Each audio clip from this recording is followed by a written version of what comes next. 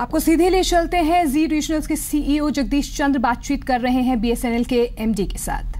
Parents किया करते हैं, हम लोग शायद नहीं सोचते हैं, पर क्योंकि पेरेंट्स, पिताजी, माताजी, वो लोग हमेशा सोचते हैं कि उनका बच्चा सबसे आगे बढ़े, तो वो हमेशा ये सोचा करते थे कि जिस डिपार्टमेंट में हो, मैं चाहता हूँ कि आप उस डिपार्टमेंट के सर्वोच्च पद पर पहुँचो। शायद उन्हीं का आशीर्वाद है कि या ब्लेसिंग्स है कि आज मैं इस पद पर पहुँच सका।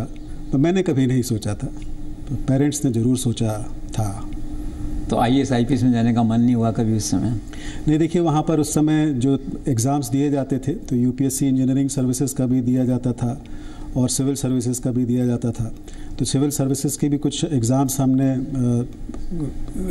उसमें अटेम्प्ट किया था, परंतु उस समय कुछ ऐसी परिस्थितियाँ बन गई कि एग्ज़ाम पोस्टपोन हो गया। इंदिरा गांधी जी का उस समय डेथ हो गई थी, तो हमारे एग्ज़ाम्स पोस्टपोन हो गए और उसमें उसका तारतम्य बिगड़ गया, तो वो तो रास्ता अधूरा रह गया, पर ये वाला इंजीनियरिंग सर्विसेज वाला आगे बढ़ गया।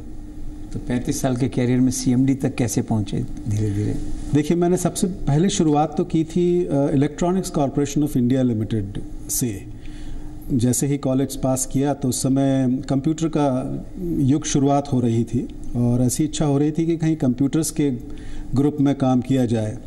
तो electronics corporation of India limited में जब मुझे सबसे पहले नौकरी मिली तो बड़े खुशी मैं वहाँ गया और वहाँ पर मैंने 2-2.5 साल वहाँ काम किया। उसके बाद फिर इंजीनियरिंग सर्विसेज का एग्ज़ामिनेशन का जब रिज़ल्ट आया तो फिर मैंने यहाँ पर टेलीकम्युनिकेशन डिपार्टमेंट ज्वाइन किया और फिर यहीं पर धीरे धीरे एसडीओ फ़ोन से लेकर के डिविज़नल इंजीनियर से लेकर के आगे बढ़ना शुरू किया। बीच में एक 5 साल का एक ऐसा समय आया कि जब मुझे ज़िम्बाब्वे भी जाना पड़ा, तो वहाँ पर भी जाके मैंने ज़िम्बाब्वे में भी अपनी टेलीकम्युनिकेशन की सेवाएं दी। ज़िम्बाब्वे उस समय नया स्वतंत्र हुआ था और वो टेलीकम्युनिकेशन के विषय में डेवलप कर रहा था, तो हम लोग वहाँ जाके उनकी दूरसंचार की सेवाएं प्रदान करते थे, उनको कंसल्टेंसी देते थे। तो एक 5 वर्ष की अवधि वो भी आई। फिर डीओटी, फिर DTS, department of telecom services, फिर बीएसएनएल, इस तरह से आते आते आज बीएसएनएल में मैं पहुँच पाया। तो ये जो सीएमडी का आपका असाइनमेंट मिला, तो क्या मेरिट से हो गया और somebody played as a godfather?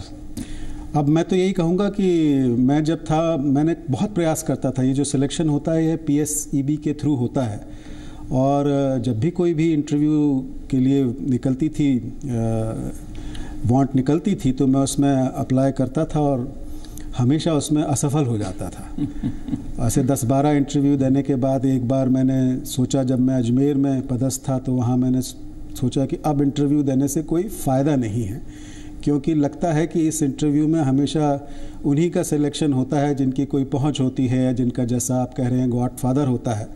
तो उस समय मैं इंटरव्यू देने जब आया तो मैंने सोचा कि अब ये मेरा अंतिम इंटरव्यू है और इसको इंटरव्यू मैं दूंगा तो बड़े खुल के दूंगा और परवाह नहीं करूंगा कि सामने कौन बैठा है, कैसा प्रश्न पूछ रहा है। और जब जो 10-12 इंटरव्यू में नहीं हो पाया, अंतिम इंटरव्यू में जब देने मैंने गया तो फिर मेरा बोर्ड में सिलेक्शन हुआ मोबाइल सर्विसेज के डायरेक्टर के हैसियत से। और उसके 1 वर्ष के बाद फिर सीएमडी के जब इंटरव्यू निकला तो उस समय भी इस तरह से मैंने इंटरव्यू दिया और फिर उसमें सिलेक्शन हुआ। तो I think merit has played it's part and that probably ascertains that in this system merit has its role to play। हमारे तो परिवार में ना कोई राजनीति में है, ना एडमिनिस्ट्रेशन में है, ना लॉ में है। एक सिंपल मिडिल क्लास फैमिली से हम लोग आते हैं, तो ऐसा कोई गॉडफादर हम लोगों का था नहीं। तो टेन्योर कब तक है सीएमडी का? मेरा अभी 2 वर्ष और बाकी है टेन्योर। तो अभी तक का जो टेन्योर रहा है, इसमें सबसे बड़ा कंट्रीब्यूशन आपका बीएसएनएल में क्या रहा है, क्या सोचते हैं आप?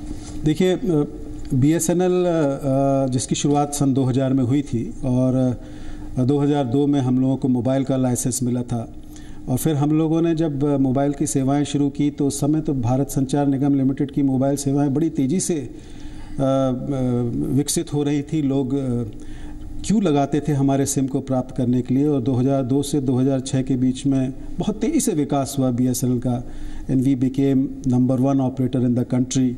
फिर 2006 से 2012 के बीच में एक ऐसा अवसर आया कि किन्हीं कारणोंवश हम लोग इक्विपमेंट प्रोक्योर नहीं कर पाए, तो सारे प्राइवेट ऑपरेटर धीरे धीरे करके हमसे आगे निकल गए। 2012 में हम लोगों ने अपना जो प्रोक्योरमेंट का सिलसिला था फिर से शुरू किया और फिर जब उसी के